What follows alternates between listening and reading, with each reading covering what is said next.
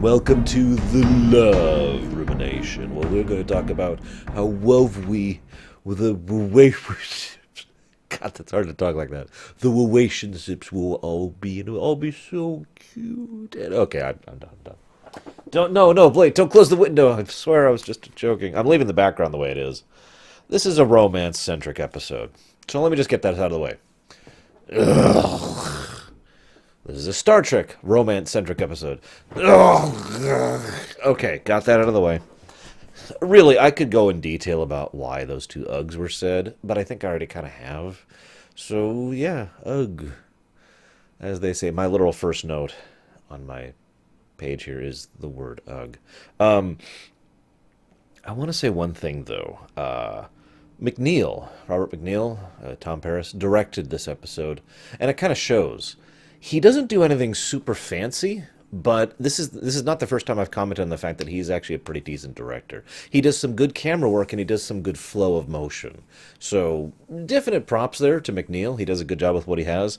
And, of course, McNeil gets along with, like, everyone else really well. So he was able to pull out some really good performances out of everyone. I also want to give a little bit of praise to Scott Thompson. He played the ambassador, the alien ambassador who made an ass of himself. That ambassador job, I mean, it was basically a comedy role trying to showcase the kind of person who was, the strict, extremely religious, extremely, we must all follow the writ law of the order in all circumstances. And yet, at the same time, the individual in that order who wants to express and feel more. It's very common of a concept, but he does a good job of it. So, props to the man for that. There's also the one other thing I want to talk about. So I did a little bit of research into this. The baseline research just said the writers rewrote the end of this episode. And I'm like, well, that's a little bit odd. I'll talk more about why that bothers me at the end of my episode. I did a little more research into it. And it turns out that the writers kind of agreed and kind of didn't agree. But the general consensus was that word came down from on high in the writer's room by someone who has access to the writer's room, who has the power to universally veto any decision made on the show. Now, there are two people who that description can fit, Brannon Braga and Rick Berman. Now, I don't have 100% proof that it was Rick Berman, but considering he's the goddamn devil of Star Trek, that wouldn't surprise me that much.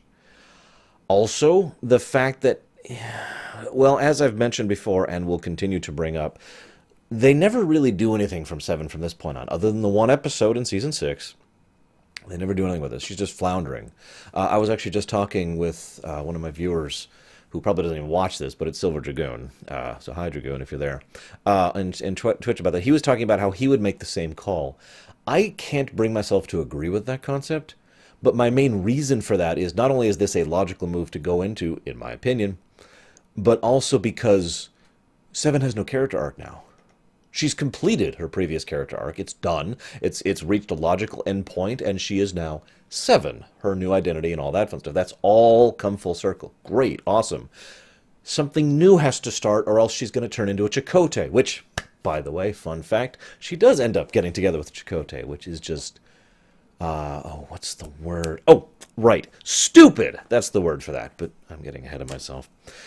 I also want to say that I champion this episode, even though I don't like it. I shouldn't say I don't like it. There were parts of this episode that were genuinely embarrassing and just hard to watch. And then there's other parts that weren't. But I do champion this episode for the same reason I championed, looks like it was a week ago? Hang on. Yeah, last week's Babylon 5 episode. I got to check my calendar to see what your time is versus my time. Last week's episode, TKO, Babylon 5. Not a big significant arc episode. Nothing really moved forward plot, but it was all character-centric. And I'm always in favor of an episode that doesn't have some threat of the week and doesn't have some we're all in danger and doesn't artificially try to create drama by stupidity. It's just character-centric, character-focused. And this is all about Seven and the Doctor. It is their episode, and I am in favor of that. And so, if I was in the writers' room, I would be the person championing this, saying, "Yes, we don't want it. We don't want the whole show to be like this, but I want to make sure that you guys know you can do this kind of thing. I will support you if you want to do an episode just about character development. Done." So, Ambassador Neelix actually, it's kind of interesting because I feel like Neelix doesn't know what the word ambassador means in this episode, and it's possible he doesn't. He acts as a chauffeur, and a failed one at that. But an ambassador, that's not what an ambassador's job is. I hate to revert to Babylon 5 again, but I mean, I'm watching it while doing these, so it's hard not to have Babylon 5 in the brain. But over there we see what an ambassador is. You are the person who's responsible for interacting with the other nations, their ambassadors. Neelix's job was to interact with this guy. Now, learning about their customs, doing all the prep work and homework, that's awesome. That is exactly what Neelix should do. Completely floundering and trying to escort this guy around and handle him, that's not his job, okay? His job is to be the connecting point to him as he is to Neelix. That's not really a complaint, though, because I feel Ethan Phillips did a decent job of the role, and again, really kind of showcased something that could have been the beginning of a great plot arc.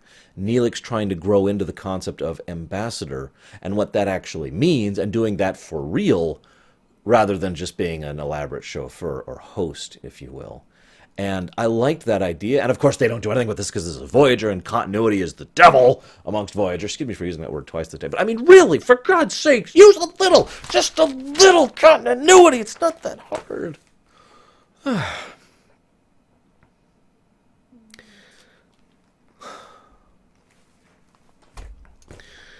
So, Seven investigates romance. And as she's looking into it, I am reminded of the episode we looked at last week, Juggernaut. And you're like, why is that harsh?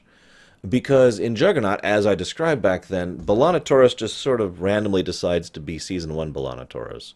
Well, in this episode, Seven, who I remind you has finished her character arc, her first character arc, and is ready to start a new one, has decided to put it back in first gear, and she's now back to the beginning of her time on the crew. She has already mastered basics of social graces. She already knows what small talk is. She already understands social interaction. She is at the point now where she would walk up to Tom and B'Elanna and say, I am trying to understand more about romance and procreation. Not just procreation. She is now developed at this point so she knows what romance is and that it's a thing. Understanding the more intangible social aspect of life and this new collective, rather than the more concrete, hard thing of, like, say, the actual collective, the Borg collective. But instead, she's just follows them around and takes data on them and just acts like she has no idea what anything is. It's a complete reversion of her character and just... and so indicative of what Voyager's going to be doing for the next 2 years. The next thing I want to just rant about. Forgive me, I'm just in a ranty mood, apparently. I take this Zeiss and I eat it. This is not something I want to eat, not just because I don't want to eat Zeiss, but because this is an alcohol wipe. Look it up, Zeisses are alcohol wipes. So, Seven, what? No, this isn't about Seven. Why is it that Starfleet always bends over backwards for every other alien culture? You ever notice that? Now, I know what the most common counterargument is, and that counterargument works in episodes that are pretty well written and pretty well designed when it comes to alien contact. But in less well-designed episodes, you have situations like this, where Voyager is completely subservient to their culture. Their laws matter, their rules matter, their ideals matter, their concepts matter, their beliefs matter. Ours don't at all. Ours don't even come into the equation. At no point in time is Starfleet's mentality or way of thinking ever brought up at all. Now, Season 1 TNG was pretty bad about that. They did that a lot in Season 1 TNG.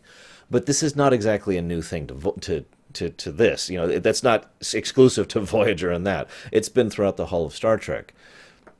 if I can use a parallel, and forgive me for getting into something that's going to be a little political, so forgive me, but it has been stated before that it's kind of like the United States has been for about the last century.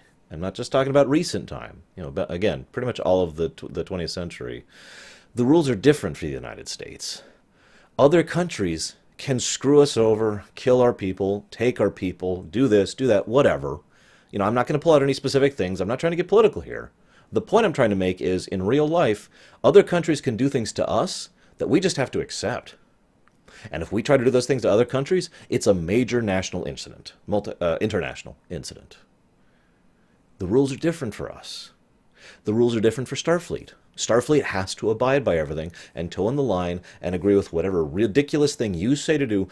Admittedly, the worst example of this is also the most extreme example of this, and that is the episode Code of Honor, also known as the episode. And in that episode, Starfleet, despite everything, I'm not even going to get into it, has to constantly be they're like on the tightrope of, okay, we'll do everything you say and we'll follow your ridiculous concepts and your ridiculous ideals, because if we don't, then we won't be respecting your culture and you'll hold us hostage for this cure that we could just. And I hate that garbage. I get so sick of it. If you want to talk about equality, how about we be able to treat each other as equals? Just a thought. I'm talking about in Starfleet, by the way. Let's leave the real life stuff out the door, okay? But yeah, I'm sick of that stuff in Star Trek, and that just pissed me off in this episode. Well, whatever.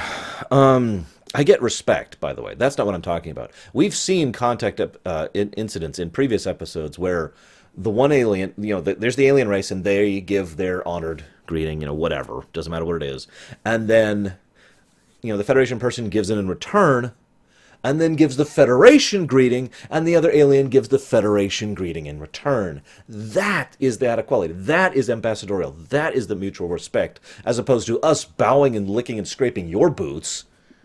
We are both honoring and respecting each other. Just a thought. Sorry, it bugs me. Moving on. I like some of the Doctor's discussions about romance, social interaction, relationships, etc. They are actually surprisingly clinically accurate. I find myself wondering if Michael Taylor, who I believe wrote this episode, I know he was a major writer at this point in time, I find myself wondering if he actually did a little research into this.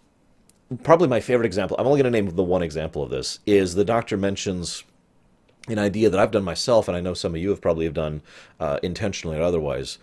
Take something in your life that is a mild interest, something you're idly curious about, and morph that into a full-blown hobby, because this is something that you can use as a vector to interact with others, a point of mutual interest. And that way you can have social coordination with others and leads to some kind of interaction which might be either professional, friendly, or romantic.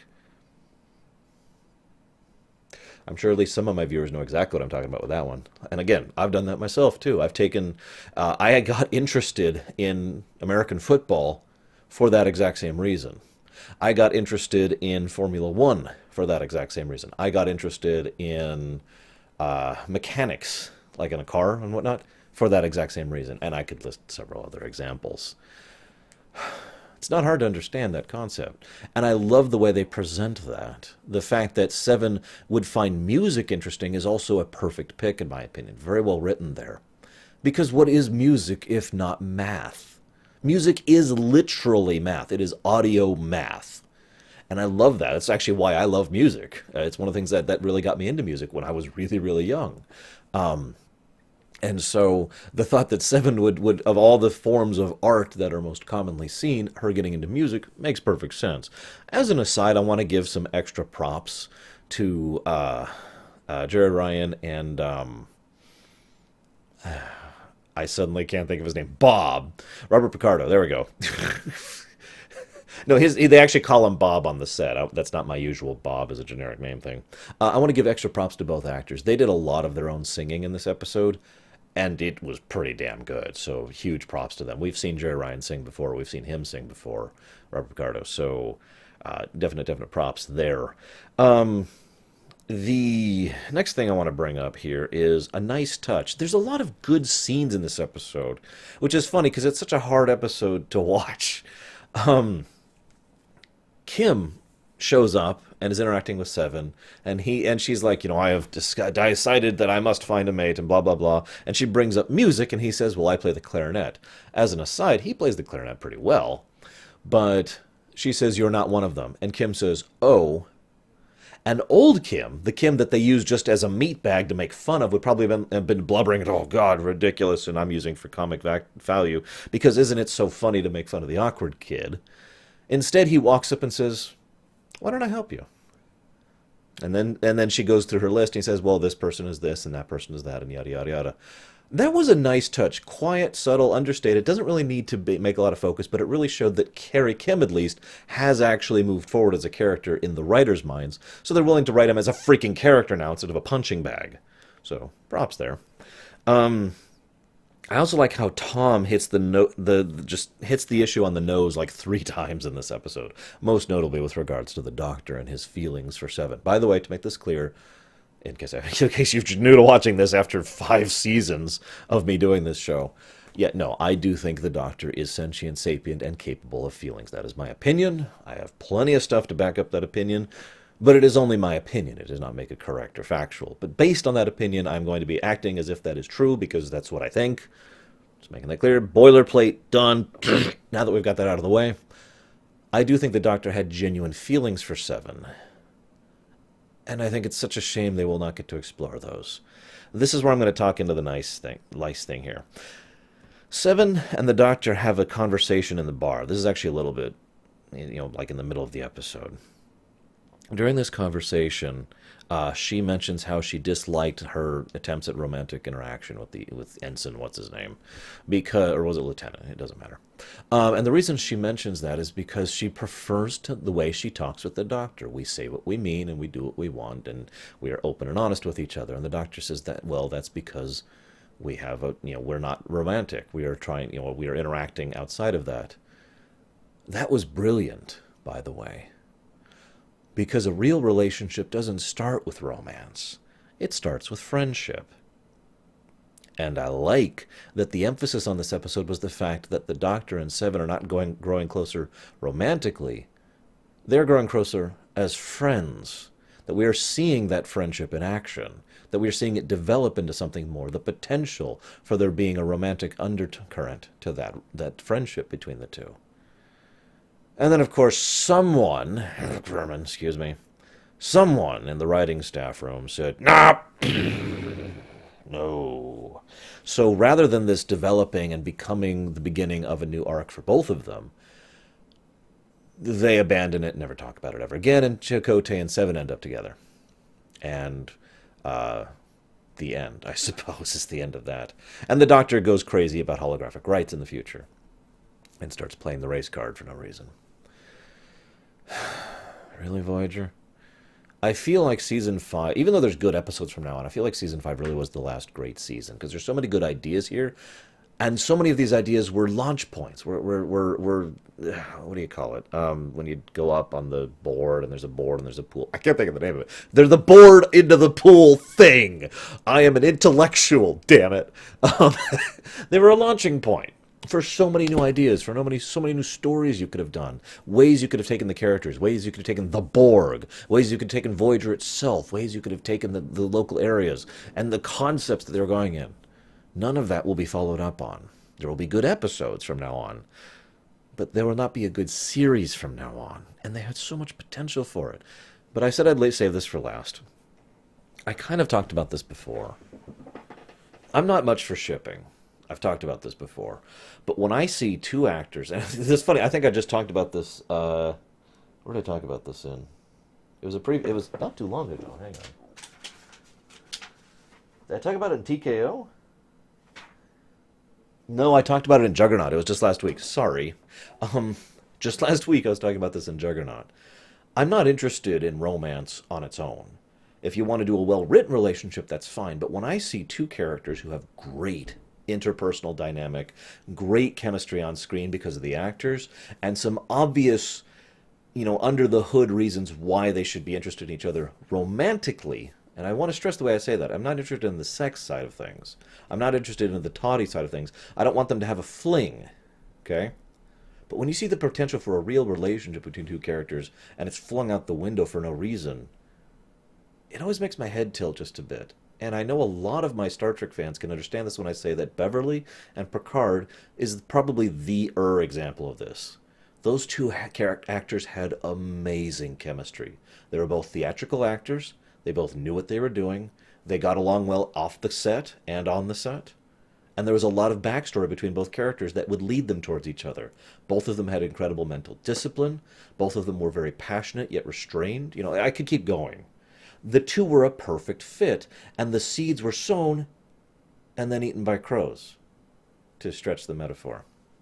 It's the same thing here with the Doctor and Seven. We have a woman who, even despite being accepted by the crew, is still ostracized, is still separate. She is not like them. She is accepted, but she is not a part of them. She will always be judged, and especially if/when they get home, that's going to be cranked up to 11.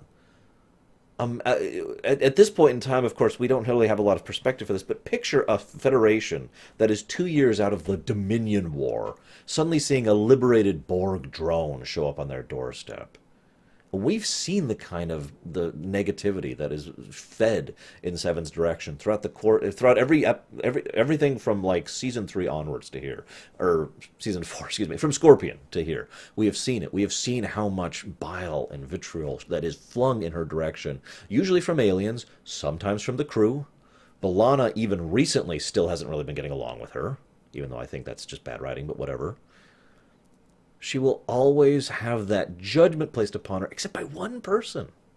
There's one person who will never look at her and see a Borg, who will never see a drone, who will never see a former enemy, who will never see a victim, who will never see this rude person. There's one person who doesn't judge her, who just interacts with her as if she's her, the Doctor. And of all the people on Voyager, who do you think is willing to be romantically entangled with someone who is a hologram? To look at someone who is, and I'm going to stress this again, by all intents and purposes, sentient and sapient, capable of feeling, capable of thought, capable of emotion, capable of function, capable of higher intellect. Unlike me, is it a diving board? Who do you think is going to be able to look at the Doctor and say, yeah, I'm romantically interested in you? Now, there have been people in the past, one, I think, person. Yeah, one. I'm not counting the other one because she was a hologram. But it's the same exact situation. Everyone's always going to think of him as a hologram. He may be accepted amongst the crew. He may have a camaraderie amongst the crew. They may actually care about him, and this is shown in the future. But he will always be that other guy over there, separate, just like Seven is. And again, when they get back home, the Doctor will not be welcomed with open arms by Starfleet. That may eventually happen. They may grow to that, but he's still going to be ostracized at first. The person who is most likely to stay by his side and in his defense is Seven, and vice versa. My point is, for every possible reason I can think of, thematically, character-wise, arc-wise, continuity-wise, logically speaking, these two characters... Oh, and by the way, chemistry between actors, great chemistry between these two people, on screen and off. These two people were a good match. And even if that didn't blossom into a relationship, if it just stayed a very close friendship, for God's sakes, do it! Don't just chop it off at the knees because no reason given. I went digging to try and find out the why that was done, and I failed. Why would you do that? As so often happens, I feel, I end a Voyager rumination on the thought that this is why Voyager is still enjoyable and yet still hurts me when I rewatch it. I know that sounds weird, but because Voyager was so much potential. This is just another example. We just saw this last week with Juggernaut. Great potential for a launching point. We saw this a few weeks ago with Dark Frontier. Great potential for a launching point. Great potential for a new arc. Great potential for new stories and new ideas. And that's Voyager. Whatever. What's next week? Oh, Jesus Christ. I'll see you guys next time.